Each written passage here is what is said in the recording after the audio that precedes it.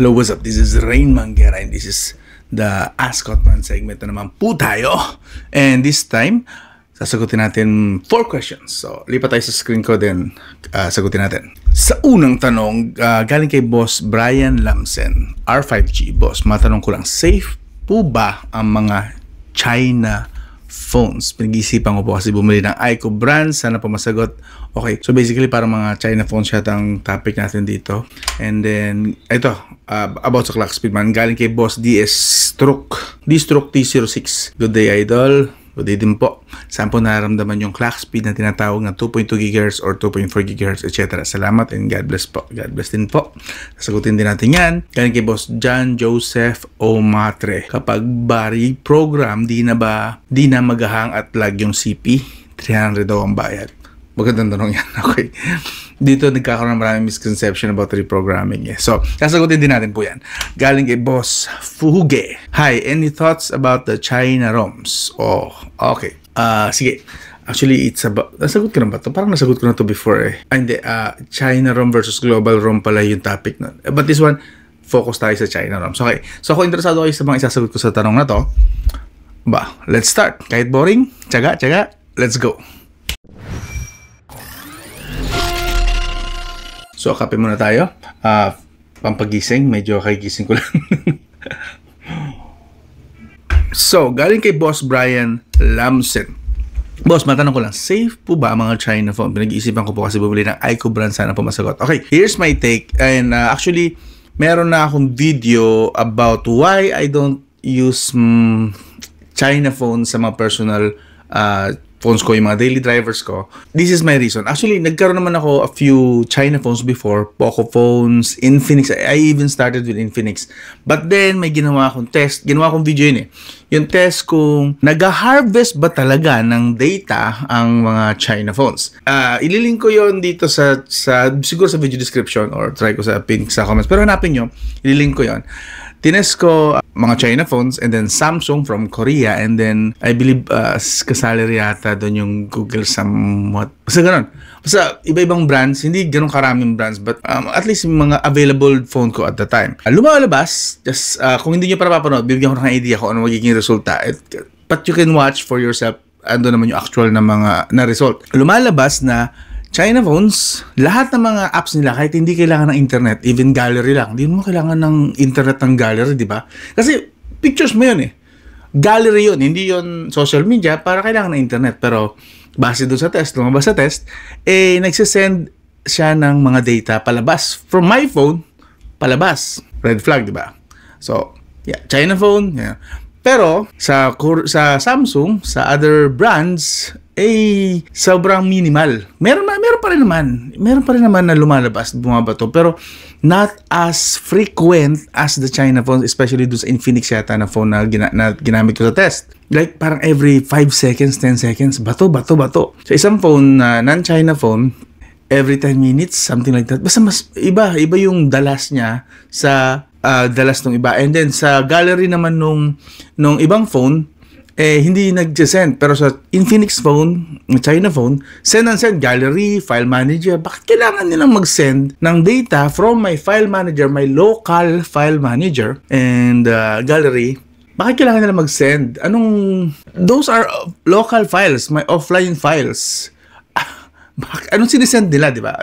Basically, of course, obviously, harvesting yung ginagawa nila. So, watch nyo na lang siguro yung video na yun. I would recommend, kung ayaw nyo lang maniwala sa akin, you need proof there.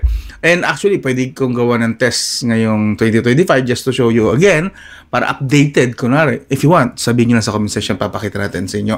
Siguro ibang brands na masakto. Meron ako ditong Google Pixel, meron ako ditong CMF phone, so mga non-China phone kasali. And then, kasali natin mga China phones ko rin dito, na like yung Poco and the Infinix.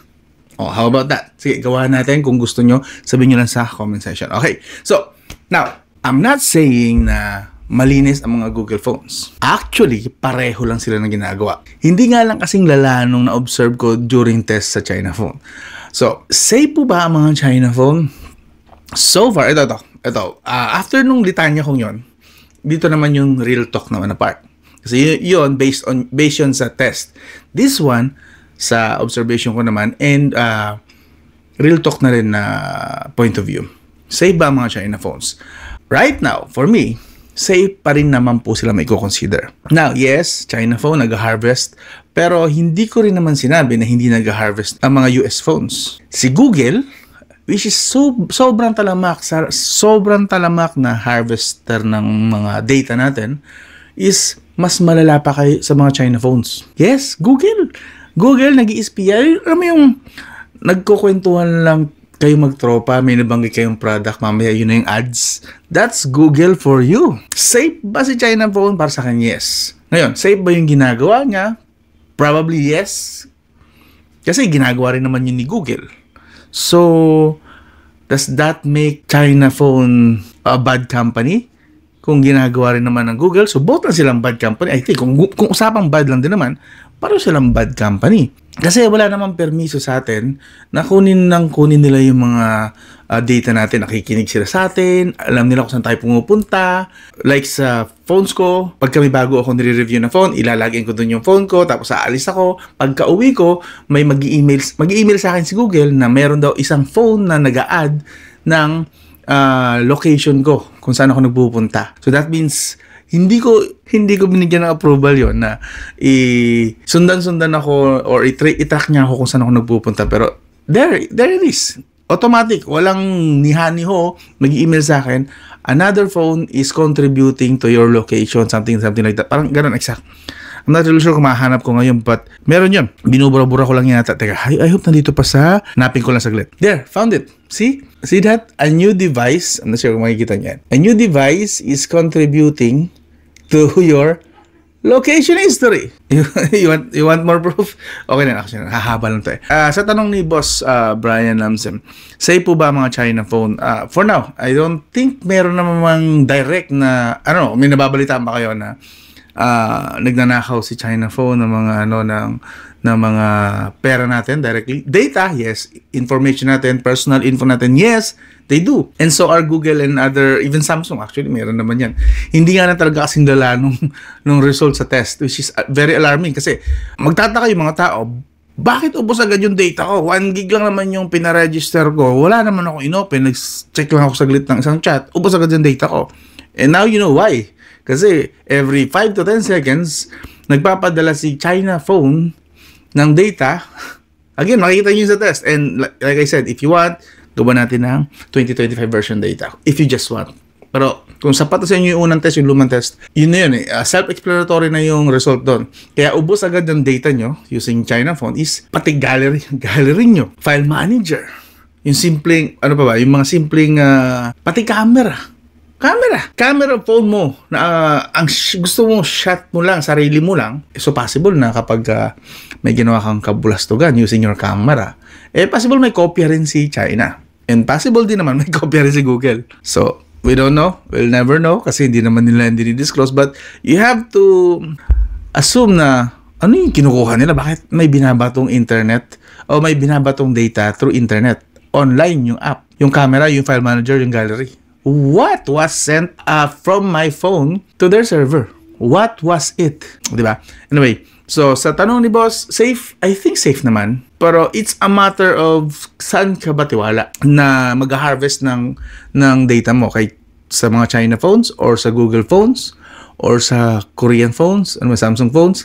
So, ikaw na lang ang pipili ng sarili mong poison kasi lahat sila po mga bad actors na company. Lahat sila nag-harvest ng data natin. Kayo na lang po ang pipili ngayon kung saan kayo mas komportable na nag-harvest. Kung sino sa kanila, China phone ba, Google phones ba, or kung sino sa company na yun ang gusto mo mag-harvest ng data mo. Kasi wala pong malinis sa kanila. Safe? Yes, I think they are safe naman considering na wala namang talaga tayong nabalitaan na directly na nag-trending na nawala ng GCash money dahil doon. We'll never know kasi wala namang news, wala namang babalita di ba? So again, choose your own poison na lang pagdating sa pagpili. Safe pa rin naman, I think.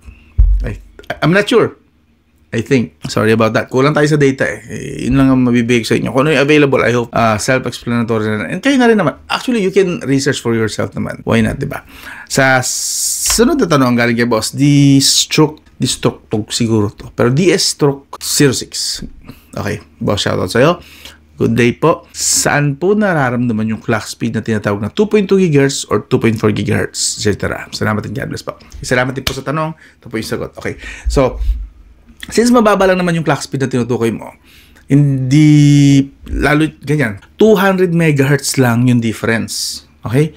200 MHz lang. That means hindi mo masyadong pansin yan. But if you want to really notice yung difference, not really, sobrang tiny lang kasi, again, 200 MHz, sobrang tiny lang. Mapapakinabangan mo yung extra 200 MHz na yan during video editing at gaming lang. Sa social media, hindi mo ramdaman difference yan. Social media lang, web browsing, open lang ng mga documents, files. Actually, pwede sa... Opening Excel kasi na yung malaking Excel files, isa RAM naman yun.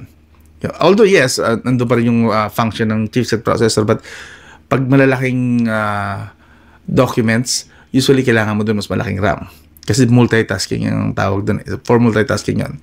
Okay, so, RAM yun. Again, hindi ko tinatanggal yung trabaho ng chipset doon. Tatrabaho ang chipset doon, pero kailangan mo talaga malaking RAM kapag malalaking document files. So, again, sa 2.2 GHz, 2.4 GHz, mararamdaman mo yung clock speed na yan during video editing and gaming lang. The rest, yung normal mo na buhay, pang open ng maps, so on and so forth. Sobrang tiny lang yan na hindi mo talaga pansinin yung glitch na yun na sobrang mas mabilis ng bagya. Siguro a few millisecond lang na bagya. Hindi pansin na matayan. So, yun lang po. Pero siguro, 2.2 GHz versus 3.4 GHz, ramdam mo yan. Kasi ako, ramdam ko yan using my Nothing Phone 2A. So, tapos versus Samsung S24 Ultra, medyo... Ramdam mo yan. Makita mo yung snappy, yung bilis talaga. Like, pag gumagamit ako ng Greenify dito, close ako dito sa S23 Plus ko. Ito, pansin ko talaga yung difference ng dalawa. S23 Plus versus S24 Ultra. Pag nag-Greenify ako rito, mayroong tigo 1 second para i-force stop niya. Mapapanood mo na pina-force stop niya . Pag click mo ng Greenify, best po nga pala sa mga hindi nakakalama. Greenify is 100% compatible sa Samsung devices. At least sa mga Samsung devices ko, posible naman siguro hindi sa inyo, no? Pare-pareho lang naman siguro tayo ng Samsung. But anyway, yun. Pag pinipindot ko ang Greenify, it takes around 1 second every close ng app. Or half a second, at best. But this one, yung 1 second na yun, siguro mga 5 na yun na isarado nyo, 10. Pag dito ko pinindot ang Greenify, 4 stop. 10 yun, ang bilis. Mabilis yung parang slideshow na dumadaan lang. Within 1 second, mga 5 hanggang 10 siguro na ka-close niya. So, doon kitang-kita ko talaga yung difference ng dalawa. Okay? Kasi malaki yung gap. Diba? Malaki yung gap. Iba yung flagship level sa, I believe, nasa 2.4 GHz lang yata or 2.8. Something like that. Pero marami itong low power cores. Mga small cores. This one kasi marami itong big cores. So, that is why ramdam ko talaga rito. So, but 2.2 GHz, 2.4 GHz, hindi mo masyadong ramdam yan. But during editing gaming, possible mapansin ka na mas mabilis ng ilang segundo rito sa 2.4 GHz kaysa sa 2.2 GHz. But again, napakalit po kasi noon ng 200 MHz na difference. So, sobrang tiny yun. Talagang kailangan matala sa mata mo para mapansin, okay, mas mabilis nga yan. Yun lang. Again, kung papipiliin ka, laging go for higher clock speed. Higher clock speed means better performance, mas mabilis ng konti. Of course, kukonsider mo rin doon yung nanometer, di ba? Para mas efficient, so on and so forth. But that's a story for another video. I hope nasagot ko kahit paano. I know hindi siya ganun ka detailed, pero I hope nasagot ko kahit paano yung tanong mo, Boss Distruct 06. Galing kay Boss John Joseph o Matre. Kapag bari program, di na maghahang at lag yung CP. Okay. Usually, kapag nagre-reprogram is binabalik lang. Parang factory reset lang yan . Ang difference lang siguro is in yung mga system update na nakuha mo lately, wala na dun sa bagong reprogram. Possible kasi na ibigay, ang gagamiting firmware is yung original, which is babalik ka siguro ng 1 Android to 2 Android versions. We don't know. Depende kung ano yung available na latest firmware dun sa technician. But, like I said, ibabalik na lang yun sa dati. And kung original firmware po ang gagamitin niya, pagka-install po nun at kumunik sa internet, i-download niya rin yung latest update. Unless hindi mo tatanggapin, so maybe may mga ilang araw ka o buwan para hindi mag-upgrade muna, which makes it useless. Pero, pinaka-direct na sagot sa tanong ni Boss, kung mabagal po ang inyong smartphone at pinareprogram mo, like entry-level bagal, emphasis sa entry-level bagal, wala pong pagbabago halos. Sa unang 1-2 days, feel ko 1 day lang . Within 1 day, Ramdam mo yan kasi smooth pa. Hindi mo pa ini-install siguro lahat ng mga apps mo bago mo pinareprogram ang phone mo. Maybe. And then after that, pag na-install na, nagbalikan na ulit yung mga apps and games mo, ramdam mo ulit yan yung hang at lag. Kasi entry level yan eh. And even if magpa-custom ROM ka, if you are using an entry level, sobrang minor lang yung difference and possible na ilang araw lang din. Then, siguro tatantarin mo ulit yan ng apps and games. Again, the more na marami kang apps and games and lahat yun iniiwan mo naka-open sa background, the more lang po yun na magkukos or mag-aambag sa trabaho ng chipset, which by domino effect is ikakabagal ng device overall performance. So, that's a bit of a problem para sa'yo kasi nasabi ko sa inyo, yung reprogram na yan and custom ROM is not really that effective sa mga entry level. Mid-range pwede pa siguro. Flagship, much better. But for entry level, no, I don't think so. Parang nag-aksaya lang kayo dyan ng pera para sa isa, dalawang araw. At best, siguro, maybe okay pa yung pagkakaano. Hindi mo agad binalik lahat ng mga apps and games. But at best, 1 week siguro. Mag-i-smooth yung phone mo and then back to reality ka na ulit. So 300 mo, sayang. Binambili mo na lang sana ng pagkain or pinandagdag mo sa ipon mo para makabili ka na mas malakas na chipset. Okay. Pasensya na, nire-real to ko lang kayo kasi gusto kong huwag kayo mag-expect na mataas kung hindi rin naman malakas yung phone. Sayang, huwag nyo na pong masyadong gastusan. Kung willing naman pala kayong gumastos para sa mga ganyan, na mga panandaliang remedyo, okay, sana unawain nyo to. Kung willing lang naman din po pala kayong gumastos sa mga panandaliang remedyo, why not ipunin nyo yan para makabili kayo ng pang mas matagalang solusyon na better smartphone. Yung ginagastos nyo, kung inipon nyo na lang, edi nakabili kayo ng mas malakas na phone, di ba? Pero syempre, hindi kayo makapaghintay. So, remedyo. Pipiliin nyo remedyo. Pero, decision nyo yan, pera nyo yan, device nyo yan, bahala kayo. But I'm just saying, sayang ang pera na 300 ni boss. Babalik din agad yan sa paghang at paglalag. Lalo na kung yung lag, yan. Siyempre, factor din dyan ng device kung malakas, diba? Pero siyempre, ipa-factor in mo rin na yung baka yung area ang issue. Sinisisi mo sa phone. Baka yung area mo, mahina ang signal, ang sagap, ang bato ng tower doon. Diba? Useless din. Yun lang. Finally, galing kay Boss Fuge. Any thoughts about the China ROMs? Oh, okay. So, China ROMs, pag-usapan natin yan. So, again, nakagawa na ako ng video nito about China ROM versus global ROM. But this one, focus na tayo sa China ROM. So, China ROM. Okay, kung bibili po kayo ng mga China ROMs na smartphone, mayroon kayong mga dapat tandaan. Unang-una, doon muna tayo sa positive para at least maganda agad mood nyo. Then sisirain ko. So, sa positive muna tayo. Usually, sa China ROM, is mas mababa ang price tag talaga. Kapag ka-nirelease kasi sa global, mas marami ng tax. Alam niyo na, syempre, that makes the smartphone, syempre, para makabawi ang manufacturer and brand, para makabawi agad sila, is ang ginagawa nila is pinapataw nila or pinapatong nila or pinapa-shoulder nila sa mga customers nila yung binayaran nilang tax, extra tariffs, and so on, so on. Hindi ako masyadong familiar sa mga kasi hindi naman ako nag-export-import eh. So, pero I know that tariffs and para maging viable ang isang product for global distribution, it has to go through, mga departments, governmental departments, and of course, taxes. And hindi po libre yun. And of course, kung hindi nila ipapasa yun sa customers nila, lugi naman sila. Anong kikitain na? So, bakit pa silang mag-global? Kung mas maganda naman pala kitaan nila sa local nila sa China. Aware naman siguro kayo na ang China yata ang number 1 sa population, if not number 2. Naglalaro lang naman dyan. Naglalaban lang naman sa population dito is India and China eh. Sila yung pinakamalaking population sa buong mundo. So, sa kanila pa lang, buhay na yata ang isang company. So, that is why mas mura sa China yung mga China ROMs, yung mga talagang locally released sa kanila. Mas mura. Napanood ko sa isang tropang tech YouTuber, hindi ko tanda kung sino. Sino nga ba yan? I'm not really sure. Basta, nabanggit niya na usually doble. Nagiging doble ang price, especially yung sa OnePlus yata ginamit. Tama ba yung memory ko? Sa OnePlus na ginamit na sa example at saka sa Poco, half the price sa kanila yung full price sa atin dito sa global release. So, di ba? Doon pa lang, yun yung pinaka-positive doon. Kapag gusto mo talaga makamura, and isa ka sa mauuna, kasi unang release yan sa kanila sa China. Then, after a few weeks or months, sometimes months, bago i-release sa ibang bansa, sa Pilipinas. So, mauuna ka na, makakamura ka pa. There. Yun yung dalawang positive na naiisip ko sa China ROMs. Meron pa, pangatlo. China ROMs is usually nauuna sa mga system software updates. Okay yan. And I also tested before na sa China ROM is better ang battery optimization versus global ROMs. Yeah. So, 4. Yun na lang siguro yun. Yun yung positive sa 4. Dagdag na lang kayo sa comment section kung may idadagdag pa kayo sa China ROMs. Now, ang negative naman sa China ROMs is, yun nga, unang-una, which is yun yung pinaka-elephant in the room, the warranty. Which is totoo naman. Once na nandito na yun sa Pilipinas, and kahit pa sabihin naman ni manufacturer or ni brand o ni online store na may warranty naman po, 1 year. Nasa China ka nandito tayo sa Pilipinas. Ganun ba kadali yun? Diba? So, medyo, diba, parang real talk, direct to the point, nasagot.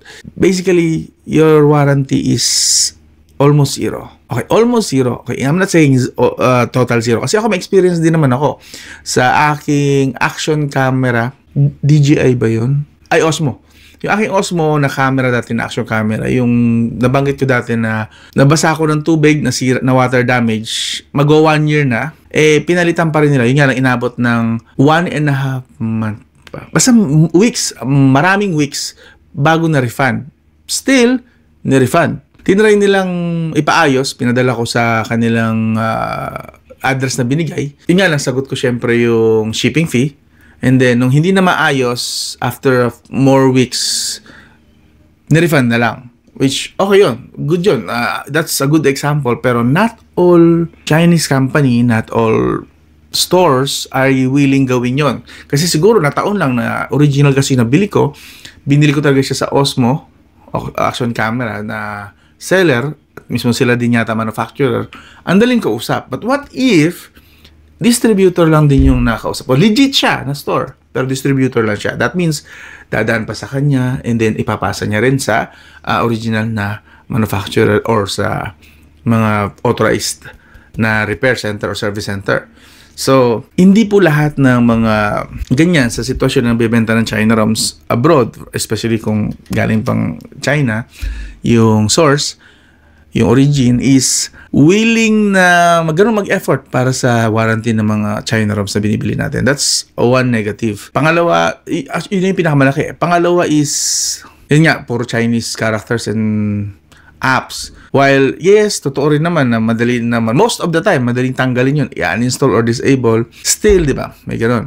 Plus, not to mention na hindi ganun kaganda ang optimization ng China ROMs pag nandito sa Pilipinas, something like that, na yun nga, yung notifications delay. And there are a lot of cases din na hindi gumagana ang ibang banking apps sa China ROM. Like BPI daw. Basta mga banking apps na babasa ko yun sa comment section. Pero I tested mine sa GCash, gumana.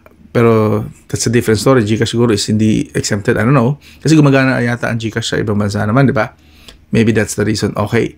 But for other banks na local lang, na hindi gumagana sa China, hindi daw gumagana daw talaga dito. Hindi siya mag-install or hindi nag-work. Another negative also is 5G. Hindi daw consistent ang 5G. Nakaka-detect ng 5G but the 5G internet speed sobrang poor, mahina, laggy. So, not really good.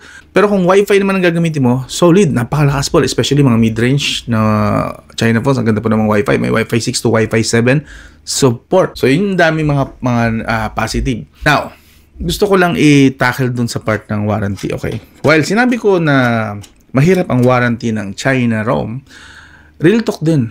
Being a technician for more than a decade, yung mga locally released natin, half of them, hindi man karamihan, pero half of them, mahirap din kausap sa warranty. That's reality. Alam niyo bakit? Di sana hindi ko nabuhay ang pamilya ko kung napapanindigan ng mga local seller yung warranty nila. Kasi imagine, pupunta pa sa amin mga third-party technician para ipaayos yung mga may warranty naman na smartphone. Kasi hindi daw kasi maayos yung warranty service, mas mahal pa sa phone, o almost kasi presyo na ng phone yung pinapagastos sa kanila, especially sa Samsung daw. Pag nasira yung screen, halos kasi presyo na ng bagong smartphone yung igagastosin daw or something like that nung pina-quotes nila. So, the issue here is, hindi rin po ganun ka-reliable ang warranty na local natin. Yes, it's true. It's available here. Mas madaling kausapin, mas madaling i-reach out. But hindi rin gano'n kagaya ng sabi ko kanina, mas malala lang talaga ng konti sa China issues, China ROMs phones, pero hindi rin naman gano'n ka-perfect yung local warranty natin. Yan, pinipera-pera din eh. So that is why buhay na buhay kami mga technician, lalo ako nung kasagsagan ng active na active ako sa pagte-technician. Buhay na buhay kami. Kasi nga, hindi rin naman napapanindigan ng local warranty ang service nila.